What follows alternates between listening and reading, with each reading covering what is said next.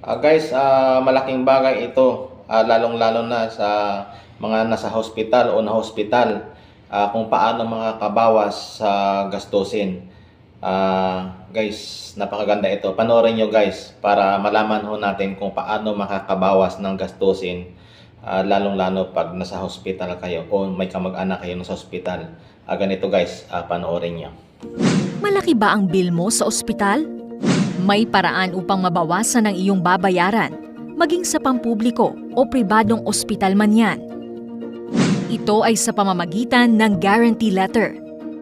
Ang Guarantee Letter o GL ay isang dokumento na ibinibigay ng Department of Social Welfare and Development o DSWD sa isang ospital o service provider bilang patunay na babayaran nito ang serbisyong ipinagkaloob sa isang pasyente o kliyente gaya ng medical expenses. May mga pribadong individual o institusyon na nagkakaloob rin ng GL, gaya halimbawa ang mga party list, mga senador at kongresista o mga organisasyon na tumutulong sa mga nangangailangan.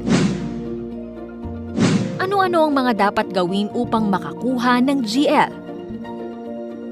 Kunin ang mga sumusunod: medical abstract at medical bill na pirmado ng sino mang otorisado ng ospital. Isama na rin ang mga reseta kung may ipinabili ang ospital sa panahon ng operasyon o pagkaka-confine. Certificate of indigency mula sa barangay. At social case study na makukuha mula naman sa munisipyo kung saan nakatira ang pasyente o kliyente. Kapag nakuha na ang lahat ng ito, dalhin sa pinakamalapit na regional office ng DSWD o sa tanggapan ng inyong sponsor para mai-assess ang pangangailangang pinansyal at makuha ang GL. Dalhin ang GL sa billing section ng ospital upang maibawas sa kabuuang gastusin. Dalhin ang billing record sa cashier at bayaran kung mayroon mang natitirang halaga para makakuha ng clearance at makalabas ang pasyente. Ang guarantee letter ba ay aplikable lang sa pampublikong ospital?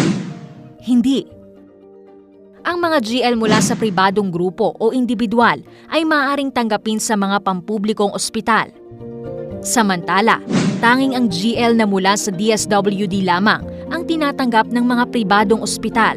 Tandaan na mas madali ang proseso kung kaanak ng pasyente ang maglalakad ng guarantee letter. Muling paalala po, ang halaga na mailalagay sa GL ay depende sa assessment ng DSWD sa kakayahang pinansyal ng pasyente at pamilya nito. Hindi nito ginagarantiya na masasagot ng buo ang lahat ng gastos sa ospital, subalit malaking tulong ito, lalo na kung malaki ang halaga na iyong babayaran.